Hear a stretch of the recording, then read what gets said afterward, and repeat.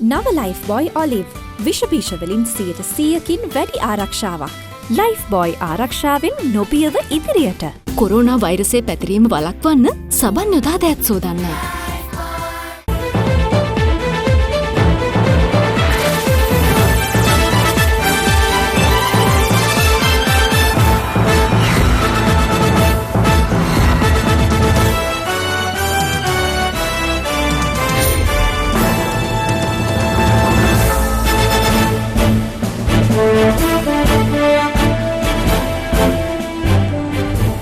අයිබෝවන් සුබ සන්ධ්‍යාවක්. සියලු සමීක්ෂණ වාර්තාවලින් නැවත නැවතත් තහවුරු කරන ශ්‍රී ලංකාවේ අංක 1 ප්‍රවෘත්ති ප්‍රකාශය. පැත්ත ගියත් ඇත්ත කියන හිරු සවස 6:55 ප්‍රධාන ප්‍රවෘත්ති ප්‍රකාශය සමගින් මම අනුරුද්ධ රත්නායක. මම තිලිනි නදීෂා රණසිංහ. ප්‍රථම අවධානය ප්‍රධාන ප්‍රවෘත්ති සිරස්තල වෙත.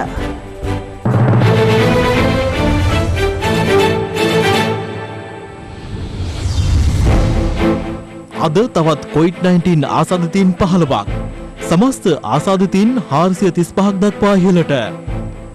කොළඹ ගම්පහ කළුතර සහ පුත්තලමේ ඇඳුරු නීතිය මැයි 4 දක්වා දීර්ඝ කෙරේ. එළවලු මාළු සහ සිල්ලර වෙළඳසැල් පවත්වාගෙන යාමට අවසර. බැහැරට යාමට අවසර හැඳුනුම්පත් අංක අනුව. ශ්‍රී ලංකාවේ කොවිඩ්-19 වෛරසය ඇමරිකාවේ හා ඕස්ට්‍රේලියාවේ කාණ්ඩවලට සමානයි. ජපුර සරසවියේ පරීක්ෂකයන්ගෙන් ඉතිහාසගත සොයා ගැනීමක්. සුදුවැල්ලේ සුනකයෙකුට වෛරසය ආසාදනය වී ඇති බවට පළවන වාර්තා සෞඛ්‍ය අංශය ප්‍රතික්ෂේප කරයි. ලෝපුරා කොවිඩ්-19 මරණ ලක්ෂ 2කට ආසන්න වෙයි. රට වසා දමා තිබියදී එංගලන්තයේ ගෘහස්ත හිංසනය ඉහළට.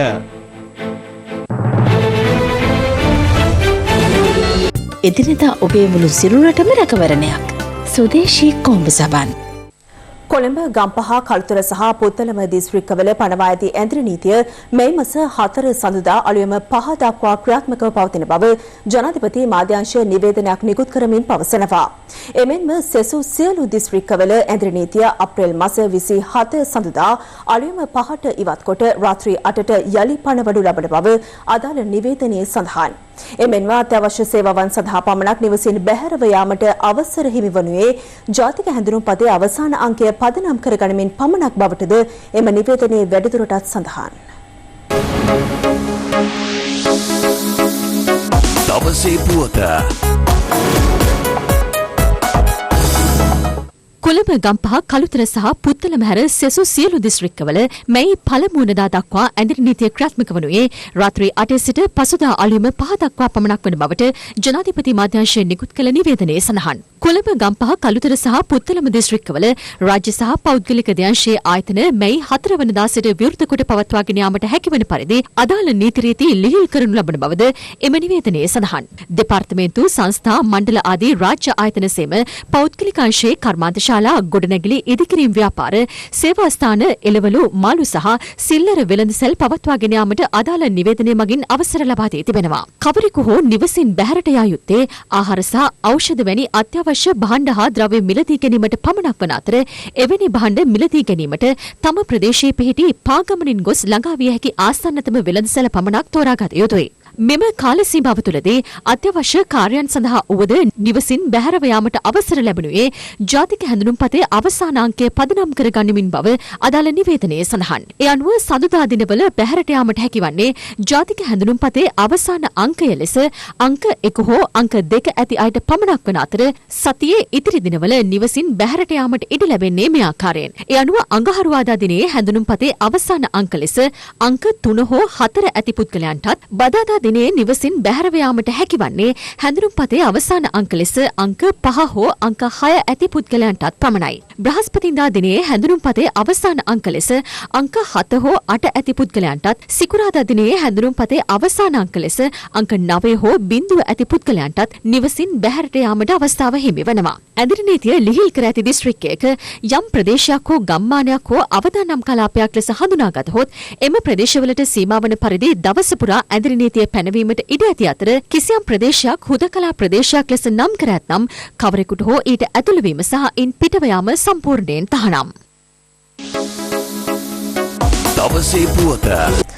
ලොව පුරා පැතිරෙන COVID-19 වෛරසයේ ප්‍රභේද 3ක් පවතින බවත් ශ්‍රී ලංකාව අයත් වන්නේ එහි ඒ කාණ්ඩයේ යටතේ වන ප්‍රභේදයට බවත් ශ්‍රී ජයවර්ධනපුර විශ්වවිද්‍යාලයේ පර්යේෂණ කණ්ඩායමක් විසින් සොයාගෙන තිබෙනවා. ඔවුන් සොයාගෙන ඇත්තේ ඇමරිකා එක්සත් ජනපදයේද එම කාණ්ඩයටම අයත් වන අතර චීනය අයත් වන්නේ B කාණ්ඩයේ යටතේ වන ප්‍රභේදයට බවයි. මේ අතර අද තවත් COVID-19 ආසාදිතයින් 15 දෙනෙකු වාර්තා වීමත් සමග මෙරට සමස්ත COVID-19 ආසාදිතයින් සංඛ්‍යාව 435ක් දක්වා ඉහළ ගියා.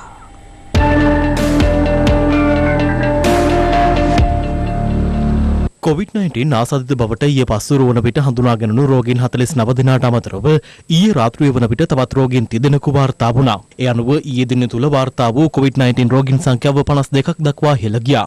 එය වාර්තා වන්නේ මෙරටදී දිනක් තුල වාර්තා වූ වැඩිම රෝගීන් සංඛ්‍යාව ලෙසයි. ඊයේ දිනේ වාර්තා වූ රෝගීන් 52 දෙනා අතරින් 35 දෙනෙකුම වැලිසර නාවික හමුදා කඳවුරේ සෙබළුන් වීම විශේෂත්වයක්. ඒ අනුව වැලිසර නාවික හමුදා කඳවුරේ නාවිකින් සහ පවුල්වල සමාජිකින් ඇතුළු 4000ක පමණ පිරිසක් නිරෝධායනයට යොමු කිරීමට පියවර ගැනුණා.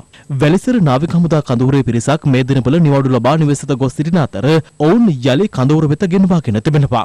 ඔවුන්ගේ පවුල්වල සමාජිකින්ද ස්වයං නිරෝධායනයකට යොමු කෙරුණා. මේ අතර වැලිසර නාවික හමුදා කඳවුරේ සිට නිවාඩු ලබා ගිය සෙබළුන් සහ ඔවුන් සමීපව ඇසුරු කළ පුද්ගලයන් සොයා අදත් විශේෂ මෙහෙයුමක් ක්‍රියාත්මක කෙරුණා. දැන් මෙයා ආවට පස්සේ පවුලේ කවුරුත් ගමන් ගියනට කොහොමද? විතර මේකේ ඔක්කොම. මෙයා හොරද? හොරගන්න ගිහින් අපි දන්නවා. ගැටලුවක් නැහැ නේ. නෑ දැනට ගැටලුවක් නැහැ. දැන් පරීක්ෂණ සඳහන් යොමු කරන්නේ. මල්ලි 37.5 උණු තියෙනවා.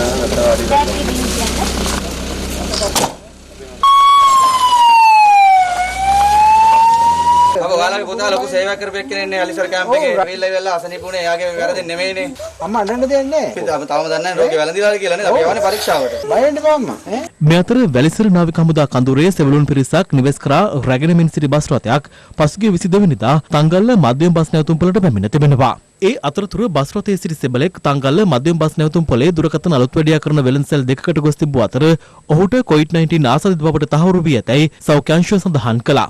අදාළ සෙබලා එම වෙළඳසැලට පැමිණි බවට එහි තිබූ CCTV කැමරාවෙද සටහන් තිබුණේ මේ ආකාරයෙන්. ඒ අනුව එම වෙළඳසැල් දෙකේ සිව් දෙනෙකු සහ තවත් පිරිසක් නිරෝධායනයට යොමු කිරීමට සෞඛ්‍ය අංශය පියවර ගත්තා. මේ අතර COVID-19 ආසාදිත බවට තහවුරු වූ නාවික හමුදා සෙබළෙක් මැදවච්චිය නගරයේ බැංකුවකට පැමිණ ඇති බවට හෙළිවීමත් සමග ඕ සමග ඍජු සම්බන්ධතා පැවැත්වූ අනුරාධපුර නගරයේ පදිංචි බැංකු සේවකයන් දෙදෙනෙකු ස්ව නිරෝධායනයට යොමු කිරීමට පියවර ගෙන තිබෙනවා. ඊට අමතරව එම එක් සේවකයෙකු සමග එකම රථයේ ගමන්ගත් තවත් බැංකු සේවකයන් සිව් දෙනෙකුද ස්ව නිරෝධායනයට යොමු කර තිබෙනවා. මේ අතර නිවාඩු ලබා පැමිණි තවත් සෙබළෙකු අනුරාධපුර ශ්‍රී සුගතාරාම විහාරස්ථානයේ නවාතැන්ගෙන ඇති අතර අදාළ සෙබළා සහ එහි භික්ෂුන් වහන්සේ 19 නමක් ස්ව නිරෝධායනයට යොමු කිරීමට පියවර ගත්තා. ගෝවාන්සලත් මේ ළමයි අසුරු කරානේ මෙතන. ඒකේ ගිහින්දා ගෝවාන්සල පන්සල තුනම ඉන්න එළියට වඩින්න එපා. බලංගොඩ ප්‍රදේශයේ නිවාස 18ක පිරිස් නිරෝධායනයට යොමු කිරීමට සෞඛ්‍ය අංශ විසින් කටයුතු කර ඇත්තේ වැලිසර නාවික හමුදා කඳවුරේ සිට නිවාඩු ලබා පැමිණි නෙල්ලිබෙල සහ හල්පේ ප්‍රදේශවල සෙබළුන් දෙදෙනෙක් අදාළ නිවෙස් වෙත ගොස් ඇති බවට අනාවරණ වීම හේතුවෙන්. මේ අතර රත්නපුර ප්‍රදේශයේ COVID-19 ආසාදිත නාවික හමුදා සෙබලා සිය නිවස බලා පැමිණෙන අතරතුර ගමන්ගත් ත්‍රිරෝද රථ දෙකක රියදුරන් සහ එම පවුල්වල සමාජිකින් මෙන්ම නාවික හමුදා සෙබලාගේ නිවසයන් ඇතුළු 38 දෙනෙකු ස්වයං නිරෝධායනයට යොමු කිරීමට පියවර ගැනුණා. ඒ අතර රත්නපුර පොලිස් ස්ථානයේ කාන්තා පොලිස් කොස්තාපල්වරියක් සහ රත්නපුර රෝහලේ හෙදියක් දෙවන බව වාර්තා වනවා. නාවික සෙබලාගේ මව අසල නිවාස කිහිපයක් වෙත ගොස් ඇති බැවින් එම පිරිස පිළිබඳ දැඩි අවධානයෙන් පසු වන බව ප්‍රදේශීය සෞඛ්‍ය බලධාරීන් සඳහන් කළා. මේ අතර කරාපිටිය ශික්ෂණ රෝහලේද වැලිසර නාවික හමුදා කඳවුරේ සෙබළුන් 8 දෙනෙකුගේ PCR පරීක්ෂණ සිදු කරන අතර ඔවුන්ට COVID-19 ආසාදනය වී නොමැති බවට තහවුරු වී තිබෙනවා. ඔවුන් PCR පරීක්ෂණයකට යොමු කර ඇත්තේ පසුගියදා නිවාඩු ලබා නිවසට පැමිණ සිටියේදී ස්වයං නිරෝධායනයට යොමු කිරීමෙන් අනතුරුවයි. මේ අතර කෙසෙල්වත්ත බණ්ඩාරනායක මාවතේ ප්‍රදේශයේ COVID-19 ආසාදිත 12 වැනි දැරියක් සහ ඇගේ මව්පියන් අද අංගොඩ බෝවන රෝග විද්‍යාලයට යොමු කිරීමට පියවර ගත්තා. ඊට අමතරව COVID-19 ආසාදිත බවට තහවුරු වූ සුපිරි වෙළඳසැල් සේවකින් සමග එක්ව සේවය කළ තවත් 30 දෙනෙකුගේ PCR පරීක්ෂණ අද සිදු කෙරුණා. කොළඹ කෙසෙල්වත්ත බණ්ඩාරනායක මාවත ආශ්‍රිත තවත් පුද්ගලයන් රැසකගේ PCR පරීක්ෂණ අද සිදු කෙරුණේ එම ප්‍රදේශයෙන් වාර්තා වන COVID-19 ආසාදිත සංඛ්‍යාව දිනෙන් දින ඉහළ යාම හේතුවෙන්. මේ වන විට මෙරට ප්‍රදේශයක් තුළ වාර්තා වන වැඩිම කොවිඩ් ආසාදිතයින් සංඛ්‍යාවක් වාර්තා වන්නේ බණ්ඩාරනායක මාවත ප්‍රදේශයේ වන අතර අද පස්වර වන විට එම සංඛ්‍යාව දැක්ුණේ 95ක් ලෙසයි. COVID-19 ආසාදිත බවට තහවුරු කොළඹ මහනගර සභාවට අනුයුක්තව සේවය කළ මහජන සෞඛ්‍ය පරීක්ෂකවරයා කැලණිය මාකුල ප්‍රදේශීය පදිංචිකරුවෙකු බව අනාවරණ වී තිබෙනවා. මේ හේතුවෙන් ඔහුගේ පවුලේ සමාජිකින් ඇතුළු 9 දෙනෙකු PCR පරීක්ෂාවට ලක් කර ඇති අතර උපදෙස් ලබා දී ඇත්තේ ස්වයං නිරෝධහනයට යොමු වන ලෙසයි. එයාගේ බබාට තාම සුමාන 2යි. නමුත් ඒ දරුවා ගැනවත් හිතන්නේ නැතුව කොළඹ නගරේ ජීවත් වෙන මිනිස්සු වෙනුවෙන් එයා සේවය කරා ID ස්පිරිතාලේ ඇඩ්මිට් කරලා තියෙනවා දැන් මේ වෙලාවේ. ඊයේ හවස අපි ගෙදර නිවාසියන්ගේ සහ ඔවුන්ගේ ළඟම ආශ්‍රිතයන් තවත් 5 දෙනෙකුගේ PCR පරීක්ෂණ කළා. ඒ සියල්ලම නෙගටිව් කියලා රිපෝට් ඇවිල්ලා තිනවා. ඒ දැනට දවස් 21ක් අපි ක්වොරන්ටයින් කරලා තියෙනවා. වෙනත් සම්බන්ධතා තිබිලා නැහැ. මොකද බොහොම වගකීමෙන් කටයුතු කරලා තියෙනවා සමාජයත් එක්ක. අපි සෞඛ්‍ය කාර්ය මණ්ඩලයේ වුවත් මෙම හේතුව නිසා නැගෙනහිර කොළඹ සෞඛ්‍ය වෛද්‍ය නිලධාරී කාර්යාලය සියලු දෙනාම නිරෝධායන මධ්‍යස්ථාන කරා යොමු කිරීමට කටයුතු කරලා තියෙනවා. මේ අතර ද සොයිසා කාන්තාරෝහලේදී ගැබිනි කාන්තාවක් COVID-19 ආසාදිත බවට තහවුරු වීම හේතුවෙන් එම රෝහලේ වෛද්‍යවරුන් 3 දෙනෙකු සහ කනිෂ්ඨ කාර්ය මණ්ඩලයේ සේවකින් 2 දෙනෙකු ස්වයං නිරෝධහනයට යොමු කර තිබෙනවා. රෝහල අධ්‍යක්ෂිකා වෛද්‍ය සාගරී කිරිවන්දිනී මහත්මිය සඳහන් කළේ අදාළ කාන්තාවගේ දරුවා ප්‍රසූතියේදීම ජීවිතක්ෂයට පත්ව සිටි බවයි. කාන්තාව හදිසි තත්ත්වයක් හේතුවෙන් රෝහලට ඇතුළත් කර ඇති අතර දරු ප්‍රසූතියට පෙර COVID-19 පරීක්ෂාවක් සිදු කිරීමට හැකියාවක් ලැබී නැහැ. ඇයට COVID-19 ආසාදිත බවට තහවුරු වී ඇත්තේ දරු ප්‍රසූතියෙන් අනතුරු සිදු කළ පරීක්ෂාවේදී. මේ අතර ශ්‍රී ලංකාවේ පැතිර යන නව කොරෝනා වෛරසය පිළිබඳ නව සොයාගැනීමක් සිදු කිරීමට ශ්‍රී ජයවර්ධනපුර විශ්වවිද්‍යාලයේ ඩෙංගු පරීක්ෂණ මධ්‍යස්ථානයේ පරීක්ෂකින් පිරිසක් සමත්ව තිබෙනවා. එම ඒකකයේ අධ්‍යක්ෂ මහාචාර්ය නීලිකා මලවිගේ පෙන්වා දෙන්නේ ලංකාවේ පැතිර යන්නේ COVID-19 රෝගී ඒකාණ්ඩයට අයත් වෛරසයක් බවයි. මෙරට COVID-19 වෛරසයට ගොදුරු රෝගීන් තුලින් වෛරසයේ ප්‍රභේද 4ක් සොයා ගැනීමට මෙම විද්‍යාඥයින් සමත්ව තිබෙනවා. ලෝකයේ COVID-19 වෛරස ප්‍රභේද 3ක් තිබෙනවා. ඒකෙන් ලංකාවේ ව්‍යාප්ත වෙලා තිබෙන්නේ වුහාන් වල තිබෙන ප්‍රභේදේවත් යුරෝපයේ තියෙන ප්‍රභේදේවත් නෙමෙයි. ඇමරිකාවේ සහ ඕස්ට්‍රේලියාවේ තියෙන ප්‍රභේදයට තමයි ලංකාවේ ප්‍රභේදේ වැඩි නෑදෑකමක් පවතින්නේ කියලයි මේ පරීක්ෂණෙන් කියවෙන්නේ. දකුණු ආසියාවේම තිබිච්ච විද්‍යාගාර වලින් මේ COVID-19 රෝගීන් හසු කර ගැනීම සඳහා RT-PCR කියන real time PCR පරීක්ෂණ සිදු කරපු ප්‍රධාන විද්‍යාගාරයක් උනේ ජයවර්ධන විශ්වවිද්‍යාලයේ ඩෙංගු පරීක්ෂණ මධ්‍යස්ථානයේ තිබිච්ච විද්‍යාගාරය. ශ්‍රී ලංකාවේ සොයාගත් මුල්ම රෝගියා සොයාගත්තේ අපේ විද්‍යාගාර වලින්. මේ අතර මෙරටින් පළමු COVID-19 ආසාදිතයා වාර්තා වීමේ සිට ගත වූ දින 46ක කාලය තුල ආසාදිතයින් වාර්තා වන්නේ මේ ආකාරයෙන්. ඉන් 116 දෙනෙකු පූර්ණ සුවය ලබා පිටව ගොස් ඇති අතර තවත් 297 දෙනෙකු ප්‍රතිකාර ලබමින් සිටිනවා. මෙරට COVID-19 හඳුනා ගැනීමට ක්‍රියාත්මක PCR පරීක්ෂණ පෞද්ගලික අංශයට ලබා දීම සම්බන්ධයෙන් පැහැදිලි සැකයක් මතුවන බවට රජයේ වෛද්‍ය රසායනාගාර විද්‍යාඥයින්ගේ සංගමයේ ඊයේ එල්ල කළ චෝදනාවට සෞඛ්‍ය සේවා අධ්‍යක්ෂ ජෙනරාල් විශේෂඥ වෛද්‍ය අනිල් ජයසිංහ මහතා අද පිළිතුරු ලබා දුන්නා. පෞද්ගලික අංශයට මේ අවස්ථාව ලබා දීම පිළිබඳව අපි එක්තරා තද මතයක හිටියේ. එසේ කරේ ජනතාව කෙලින්ම ඇවිල්ලා පරීක්ෂණ කර ගැනීමේදී මහජන සෞඛ්‍ය ක්‍රියාන්විතයට යම් පාඩුවක් වෙයි කියන පදනම උඩ. නමුත් අද තියෙන තත්ත්වයේ අනුව විශාල වශයෙන් අපිට අවශ්‍ය වෙනවා නම් පරීක්ෂා කරන්න අපේ රටේ තියෙන සියලුම ශක්‍යතාවයන් ඒට යෙදිය යුතුයි. දැනට මුල් ඒරියාව රෝහලේ තනාගෙන යනු ලබනවා නව පරීක්ෂණාගාරයක්. දිනකට පරීක්ෂණ 1000ක් ඒ පරීක්ෂණාගාරයෙන් පමණක් කිරීමේ හැකියාව තියෙනවා. කෙසේ වෙතත් රජයේ වෛද්‍ය නිලධාරීන්ගේ සංගමය චෝදනා කරන්නේ PCR පරීක්ෂණ සිදු කිරීම නිසි පරිදි සිදු නොවීම හේතුවෙන් රට තුළ මෙවැනි තත්ත්වයක් නිර්මාණය වී ඇති බවටයි. අපි ඊටාම පැහැදිලිව කියනවා මධ්‍යම මට්ටමේ සම්බන්ධීකරණයක් සිද්ධ විය යුතුයි. සමහර රසායනාගාරවල වැඩිපුර පරීක්ෂණ කරනවා. නමුත් තවත් සමහර රසායනාගාරවල PCR මැෂින් දීලා තිබුණාට ඒ තැන් වලින් පරීක්ෂණ සිද්ධ වෙන්නේ නැහැ. රත්නපුරේ ශික්ෂණ රෝහලේ මේ පහුගිය කාලය තුලම පරීක්ෂණ 106 සිද්ධ වෙලා තියෙනවා. මහරගම අපේක්ෂා රෝහලේ සමස්ත කාලය තුලම පරීක්ෂණ 41යි කරලා තියෙන්නේ. අපි මේක මෙච්චර අවධානය කරන්නේ පරීක්ෂණ කිරීමකින් තොරව අපිට ගොඩ එන්න බෑ. සෞඛ්‍ය අමාත්‍යාංශයේ පහුගිය කාලය තුල කිව්වා Tamanට 1500ක කැපැසිටි එකක් තියෙන දවසකට කරන්න කියලා. ඊයේ පෙරේද වෙනකොට නැවත කිව්වා පෞද්ගලික අංශයේ 400කුත් එක්ක 1000ක් වගේ තමයි කරන්න පුළුවන් කියලා. ඒ නිසා මේ වගේ පරස්පර විරෝධී ප්‍රකාශන නිකුත් කරන්න එපා. ඊයේ දවසේ මට වාර්තා වෙනවා වෛරස් එක සාම්පල් ගත්ත තැන ඉඳලා මාධ්‍යයක දාලා තමයි ලැබ් එකට අරන් එන්න ඕනේ. ඒ වල ඉදිරි දවස් කීපය ඇතුළත උග්‍ර හිඟයක් ඇති වෙනවා. දැන් මේක ජනාධිපතිතුමාට මේ වෙනකන් දැනුම් දීලා තියෙනවා. පහුගිය රාජසේන රත්න යුගයේ සෞඛ්‍ය අමාත්‍යාංශයේ අරගෙන හිටපු අවතාර තමයි ආයෙ එලි බහලා. ඒතකොට ඒ අය පරීක්ෂණ කමිටු වලටත්පත් වෙනවා. ඒතකොට මේ පරීක්ෂණ කමිටු වල වාර්තා දෙනකොට ඒ මත පදනම් වෙලා රජය තීන්දුව తీරන ගන්නේ. රට ඉස්සරහට නෙමෙයි පිටිපස්සට තමයි ගමන් කරන්නේ. මෙරට පළමු COVID-19 ආසාදිතයා වාර්තා වීමේ සිට ආසාදිතයින් ගණන 100 සීමාව පසු කිරීමට දින 14ක් ගතව ඇති අතර රෝගීන් ගණන 200 සීමාව පසු කිරීම සඳහා දින 19ක් ගත වුණා. කෙසේ වෙතත් රෝගීන් 300 සීමාව පසු කිරීම සඳහා ගත වූයේ දින 8ක් පමණයි. මෙරට COVID-19 රෝගීන් සංඛ්‍යාව අද 400 සීමාව පසු කළේ 300 සීමාව පසු කර දින 4ක් තුල වීම විශේෂත්වයක්. අපේ රටේ ඉතාමත් හොඳින් රෝගේ කළමනාකරණය කරගෙන රෝගීන් හඳුනාගෙන වෙන් කරලා තබාගත් හින්දාම පළවෙනි රෝගීන් 100 දෙනා හම්බ වෙන්නේ දවස් 54ක් ගියාම. නමුත් දෙවෙනි රෝගීන් 100 දෙනා හම්බ වෙන්න ගත වෙලා තියෙන දවස් 19යි. තුන්වෙනි රෝගීන් 100 දෙනා වාර්තා වෙන්න ගත වෙන්නේ දවස් 8යි. හතරවෙනි රෝගීන් 100 දෙනා දවස් 4ක් ඇතුළත හම්බ වෙලා තියෙනවා. රෝගය භයානක විදියට සමාජගත වෙන්න ඉඩ තියෙනවා මේ විදියට ගියොත් එහෙම. මේ අතර COVID-19 රෝගීන් ගුවනින් රැගෙන යා හැකිවන පරිදි ගුවන් යානයක් ප්‍රතිසංස්කරණය කිරීමට ගුවන් හමුදාව පියවරගෙන තිබෙනවා.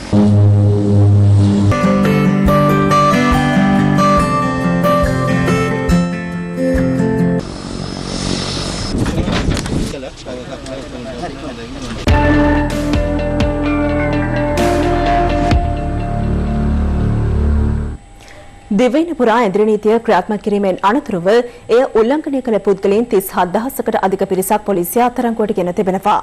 මේ අතර ශ්‍රී ලංකන් ගුවන් සේවය නිවේදනය කළේ සිය නියමිත ගුවන් ගමන් తాවකාලිකව අත්හිටුවීම මේ මාස 15 වෙනිදා දක්වා දීර්ඝ කර ඇති බවයි. අද උදෑසන 6න් අවසන් වූ පැය 24 තුළ පමණක් ඉන්ද්‍රිය නීතිය කඩකල පුද්ගලයන් 681 දෙනෙකු අත්අඩංගුවට ගෙන ඇති බව පොලිස් මාධ්‍ය කොට්ඨාශය පවසනවා. ඒ අනුව මේ වන විට ඉන්ද්‍රිය නීතිය උල්ලංඝනය කළ පුද්ගලයන් 37355 දෙනෙකු අත්අඩංගුවට ගෙන ඇති අතර පොලිස් භාරයට ගෙනළු රථ වාහන සංඛ්‍යාව 9561ක්. ඉන්ද්‍රිය නීතිය කඩ කරනන් සහ සෞඛ්‍ය ආරක්ෂක උපදෙස් අනුගමනය නොකරමින් ප්‍රවාහන කටයුතු සිදු කරන පිරිසවා දැඩිව අවවාද කිරීමට විවිධ ප්‍රදේශවලදී අදත් පොලිසිය ඇතුළු ආරක්ෂකාංශ කටයුතු කළා.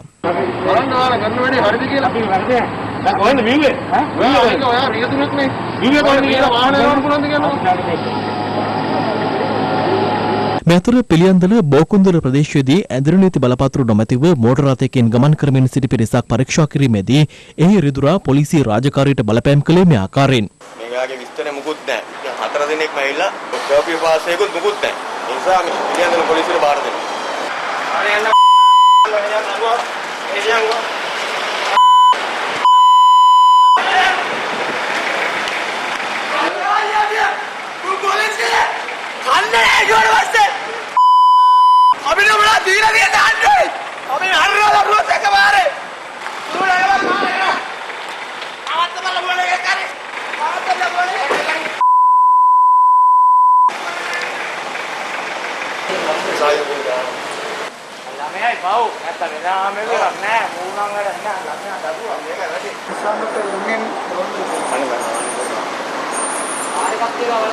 ඉන්ද්‍රිය නීතිය උල්ලංඝනය කරමින් ව්‍යාජ වෛද්‍යවරයෙකු ලෙස පෙනී සිටමින් රාගම සිට මාතර ප්‍රදේශයට පැමිණි පුද්ගලයෙකු මාතර මාලිම්බඩ ප්‍රදේශයේදී අත්අඩංගුවට ගෙන තිබෙනවා. නැවත ජනතාවට දැනුම් දෙන්න ඕනේ වැදගත්ම කාරණයක් තියෙනවා. දැන් හැමදෙනෙක්ම බලාපොරොත්තු වෙනවා මේ ඉන්ද්‍රිය නීතිය ඉවර වෙන්නේ කවදද? ඉතින් ඒකට ජනතාව විසින්ම තමයි තීරණය කරන්න ඕනේ කාරණේ. ඒ නිසා ඔබ යම් කැපකිරීමක් කරන්න ඕනේ. නිවස තුලටම වෙලා රැඳී ඉන්න ඕනේ. විශේෂයෙන්ම අපිට තොරතුරු ලැබිලා තියෙනවා. සමහර පුද්ගලයන් විසින් එක් දිස්ත්‍රික්කයක සිට තව දිස්ත්‍රික්කයකට ව්‍යාජ ආකාරයෙන් මාරුවන බවට අපි ජනතාවගෙන් ඉල්ලා සිටිනවා. ඔබේ ප්‍රදේශයේ කාලයක් පදිංචිව නැතිව හිටපු කෙනෙක් නැවත ඔබ ප්‍රදේශයට පැමිණලා ඉන්නවා නම් සෞඛ්‍ය බලධාරීන්ට දැනුම් දෙන්න. හිම්මතගම නගරයේදී මූ ආවරණ නොපැළඳි පුද්ගලයෙකුගේ දර්ශන ලබා ගැනීමට උත්සාහ කළ අවස්ථාවේදී එම පුද්ගලයා ප්‍රාදේශීය වාර්තාකරුට බාධා කළේ මේ ආකාරයෙන්. මාස්ක් දාලා හිටියේ නෑ. අනෝයි යන්න. මේ පාකියුනේ වීඩියෝ කරන්න. මේ වීඩියෝ කරන්න එපා.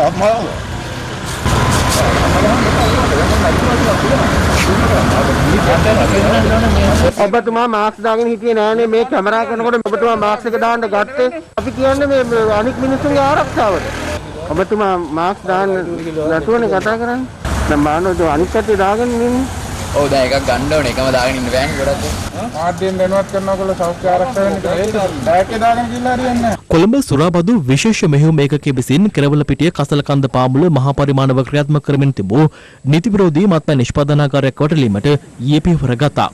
එහි තිබී නීති විරෝධී මත්පැන් බෝතල් 700ක්, ගෝඩා ලීටර් 5000ක්, බැරල් 25ක් ඇතුළු නීති විරෝධී මත්පැන් නිෂ්පාදනයට යොදා ගන්න උපකරණ සමග පුද්ගලයෙකු අත්අඩංගුවට ගෙන තිබෙනවා.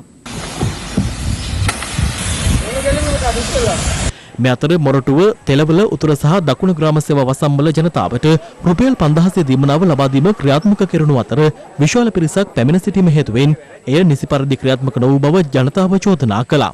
එම කටයුතු මෙහෙයවීම සඳහා ගුවන් හමුදා සමාජිකින් යොදවා තිබුණා. දැන් කියන තෙලවල උතුරට දෙන්නේ නැහැ. හස්තනි මඩුවකට දෙන්නේ නැහැ. ඡන්දවලට එයිනේ කට්ටිය. පාමුදාවින් අස්ස කුටි ගන්න ඕනේ නේද? මේ පළයන්කො මෙතන. මේ හාන්න. ඒගොල්ලෝ මුදේ නම එනවා ඉතින් මෙතන අපේ පොල්ට නෙවෙයිනේ. මෙතන අපි ඒක වැඩේ කරන්න ඉතින්.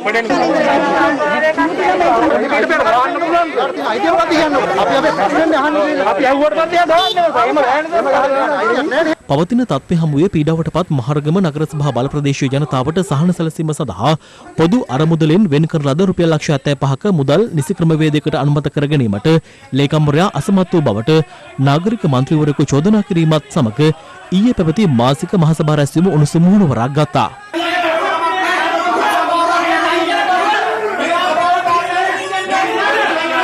මේ අතර ශ්‍රී ලංකන් ගුවන් සේවය සිය නියමිත ගුවන් ගමන් తాවකාලිකව අත්හිටුවීම මැයි මාස 15 වෙනිදා දක්වා දීර්ඝ කිරීමට තීරණය කර තිබෙනවා. මේ අතර COVID-19 වසංගත තත්ත්වය හමුවේ දිවයින පුරා ක්‍රියාත්මක උපකාරක පන්ති කටයුතු නැවත දෙනම දිනතුරු අත්හිටුවීමට තීරණය කළ බව සමස්ත ලංකා වෘත්තීය දේශකවරුන්ගේ සංගමයේ නිවේදනයක් නිකුත් කරමින් පෙන්වා දෙනවා.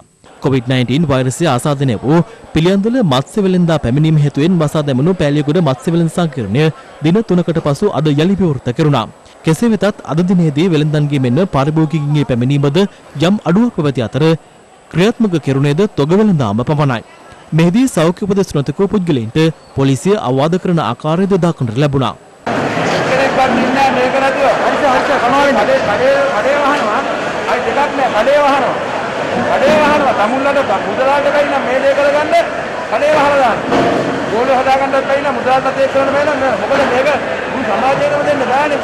මීගොඩ ආර්ථික මධ්‍යස්ථානයේ වර්තමාන තත්ත්වය සම්බන්ධින් වූ සාකච්ඡාවක් අමාත්‍ය බඳුළු ගුණවර්ධන සහ කොළඹ දිසා බහර ජ්‍යෙෂ්ඨ නියෝජ්‍ය පොලිස්පති දේශබන්දු තෙන්නකෝන් යන මහතුරුන්ගේ ප්‍රධානත්වයෙන් අද පැවැත්වුණා. පොලිසියත් පාලක සභාවත් තීන්දුවක් කරන් තිබෙනවා. ගෙන්ගෙට ගොස් විකුණන වෙළඳුන් යනාදියට ජංගම වෙළඳුන්ට කුඩා තොග ලබා ගැනීම සඳහා පෙරවරු 7 සිට 12 දක්වා වෙළඳපොළ විවෘත කරන්න අලුතෙන්. ඊට පසුව පස්වරු 2 සිට රාත්‍රී 12 දක්වා විශාල තොග හුවමාරුව සඳහා මීගොඩ ආර්ථික මධ්‍යස්ථානයේ අඛණ්ඩව විවෘත වෙලා පවතිනවා. මාළු වෙළඳ සැලෙත් ඇති වෙලා තිබෙන තත්ත්වය තුල ඩග්ලස් දේවානන්ද දීවර අමාත්‍යතුමා එකඟ වෙලා තියෙනවා. මේ ආර්ථික මධ්‍යස්ථානවල දීවර සංස්ථාවේ මාළු තොග හුවමාරුව ආරම්භ කරන්න. ඊළඟ සතිය වන විට දීවර සංස්ථාව විසින් මාළු තොග හුවමාරුවත් මේ ආර්ථික මධ්‍යස්ථාන හරහා කරන්නට බලාපොරොත්තු වෙනවා. බස්නාහිර පළාත දැඩි අවධානයෙන් කලාපයක් ලෙස නම් කළ තියෙන නිසා දඹුල්ල සහ වෙනත් ප්‍රදේශවලින් මෙම ස්ථානට අත්‍යවශ්‍ය ආහාර ද්‍රව්‍ය රැගෙන එන ඒ ලොරි රථවල රියදුරු මහතුරු සහ අනිකුත් සේවක මහතුරුන් මෙම ස්ථානයේ සහ පැමිණීමෙන් පසුව ඒ අයිතාම ආරක්ෂිත ලෙස සෞඛ්‍ය ආරක්ෂිත පිළිවෙත අනුගමනය කරලා හැසිරිය යුතු ආකාරයත් මේ ස්ථානයෙන් එළවලු රැගෙන යාමට මෙන්න අනිකුත් ව්‍යාපාරික මහතුරුන් මේ වෛරසයේ ව්‍යාප්තිය සඳහා කිසිම ආකාරයක හුවමාරුවක් සඳහා කටයුතු නොවන පරිදි හැසිරීමේ ඇති වැදගත්කමත් ඒ සම්බන්ධ සොයා බැලීමකුත් තමයි අද දවසේ කරේ.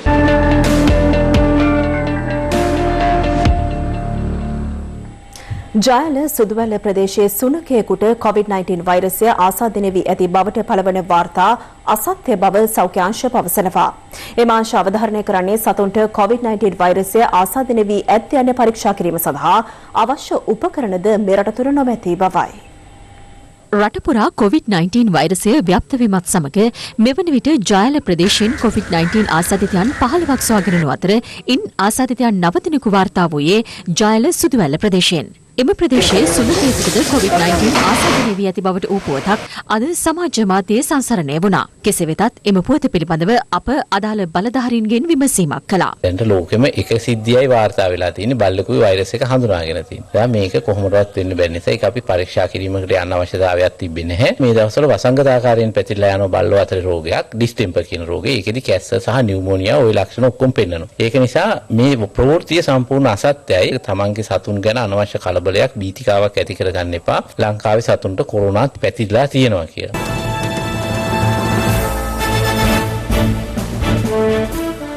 අභිනව පාර්ලිමේන්තුවක් ඇඳවීමට මිස පැරණි පාර්ලිමේන්තුවක් ඇඳවීමට තමන්ට ව්‍යවස්ථාවෙන් බලයක් හිමිව නැතැයි ජනාධිපති ගෝඨාභය රාජපක්ෂ මහතා පවසනවා.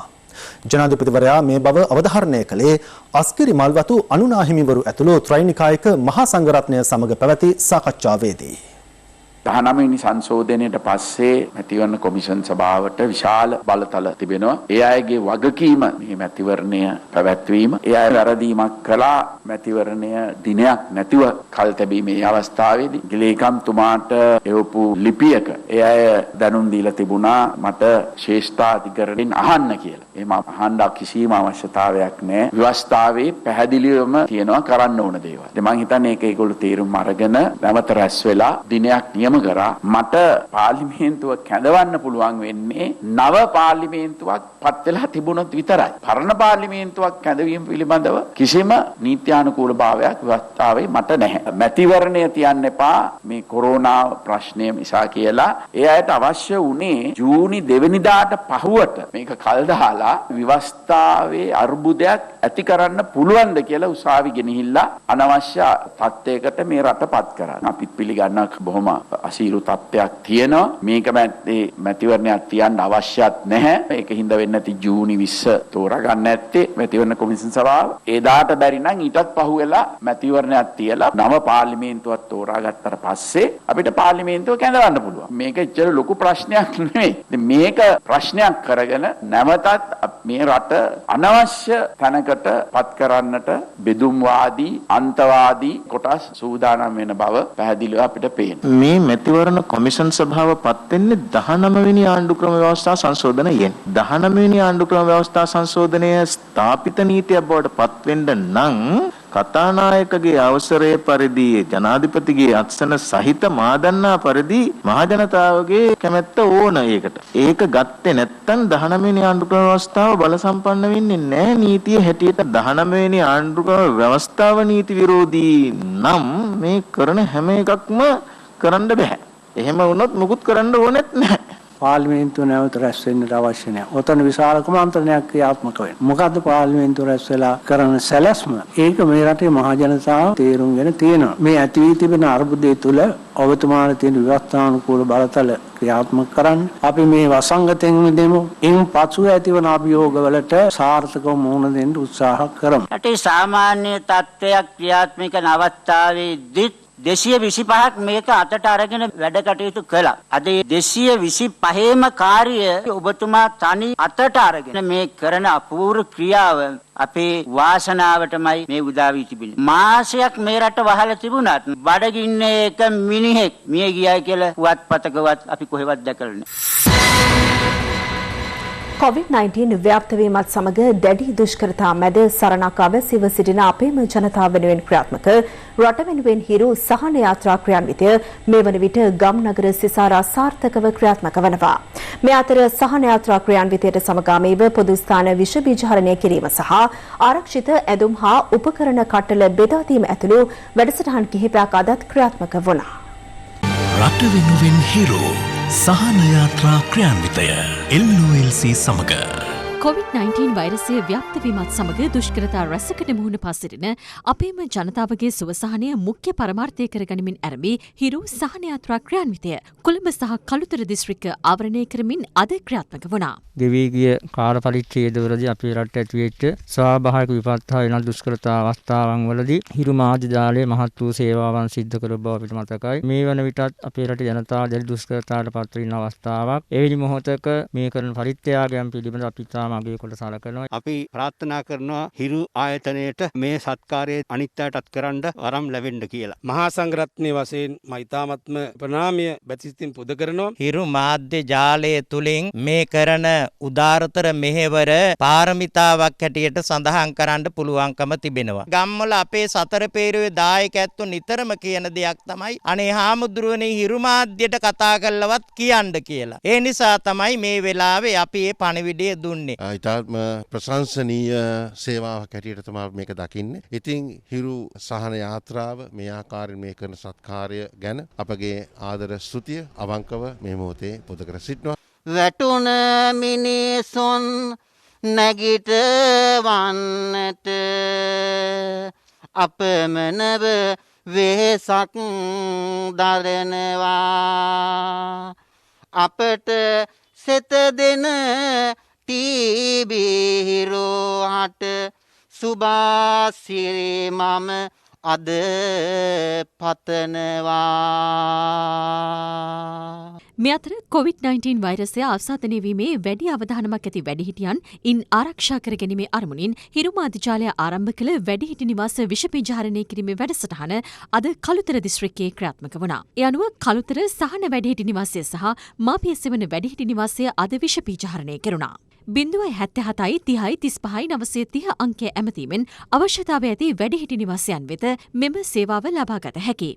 එමෙන්ම හිරු සහන යාත්‍රා ක්‍රියාන්විතයට සමගාමීව හිරු මාධ්‍යජාලය ශ්‍රී ලංකා රතකුරුස සමාජය හා එක්ව ක්‍රියාත්මක කරන පොදු ස්ථාන විෂපීජාරණය කිරීමේ වැඩසටහන් ගම්පහ සහ මහනුවර දිස්ත්‍රික්කයන්හි ක්‍රියාත්මක වුණා. ඒ අනුව අදාළ දිස්ත්‍රික්කයන්හි පොලිස් ස්ථාන රැසක් මෙලෙස විෂපීජාරණය කෙරුණා. ශ්‍රී ලංකා රතකුරුස සංගමය හා හිරු මාධ්‍යජාලය එක්ව මෙම කරන සත්ක්‍රියාව ඉතාම වැදගත් කාර්යයක්. මේ විෂබීජහරණය කරන එක ඉතාම කාලෝචිත ක්‍රියාවක්. හිරු මාධ්‍යජාලයටත් රතකුරුස සමාජයට විශේෂ ස්තුතියක් පූජා කරනවා. මේ අතර රට වෙනුවෙන් හිරු සහන යාත්‍රා ක්‍රියාන්විතයට සමගාමීව කොළඹ රිජ්වේ ආර්යා ළමාරෝහලේ කාර්ය මණ්ඩලයට අවශ්‍ය ආරක්ෂිත ඇඳුම් සහ උපකරණ පරිත්‍යාග කෙරුණා. රිජ්වේ ආර්යා ළමාරෝහලට මේ ලබා දෙන ආරක්ෂිත ඇඳුම් කට්ටල ඉතාමත්ම වැදගත් වෙනවා. නිසා මම ඉතාමත්ම ස්තුතිවන්ත වෙනවා හිරු මාධ්‍යජාලයටත් ඒ වගේම රතකුරුස සමාජයටත් මේ මහඟු පරිත්‍යාගය මෙම රෝහල වෙනුවෙන් සිදු කිරීම පිළිබඳව.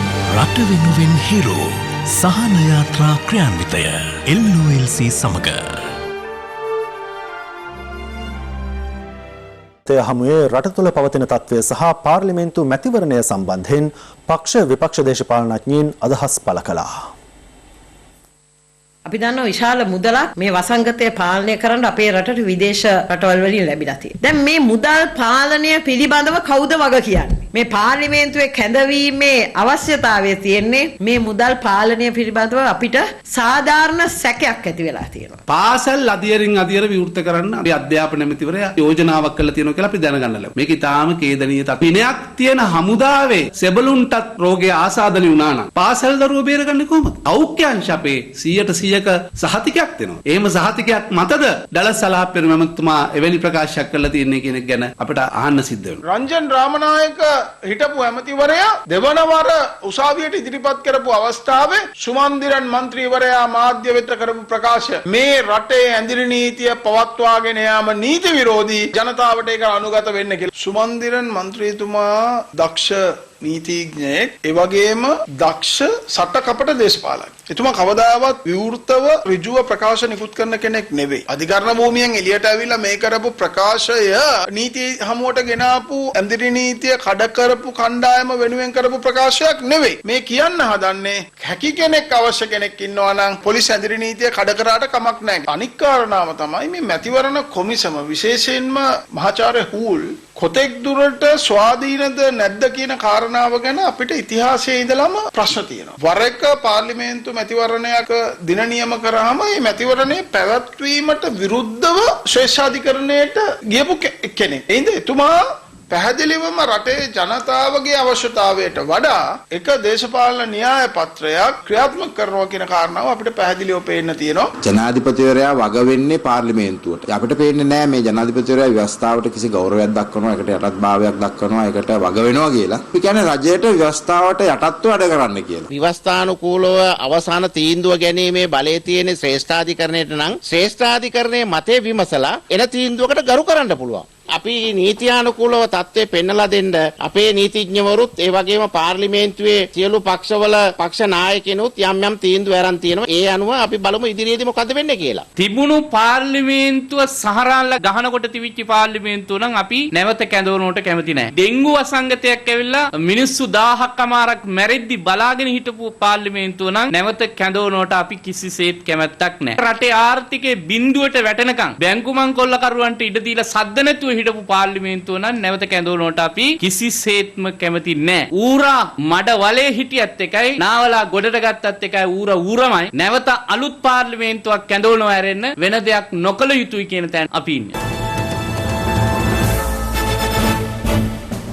තවත් දේශීය කිහිපයක් සමගින් දැන් රටවටා හිරු. රටවටා හිරු. කාසල් වීදියේ කාන්තාර හොලේ උපන් දරුවන් සඳහා ප්‍රතිශක්තිකරණ එන්නත් ලබා දීම ලබන සදුදා සිට ආරම්භ කරන අතර වැඩිදුර විස්තර 0112 6955 29 යන දුරකථනාංකයෙන් දැනගත හැකියි. කරවනල නගරය ආසන්නයේදී කැපරතයක් ලිසා ගොස් මෙලෙස අනතුරට ලක්වන අතර වෙළඳසලක් ඉදිරිපිට රැඳී සිටි තරුණින් දෙදෙනෙකු ඉන් බේරන අයුරුද එහි දැකගත හැකි වුණා.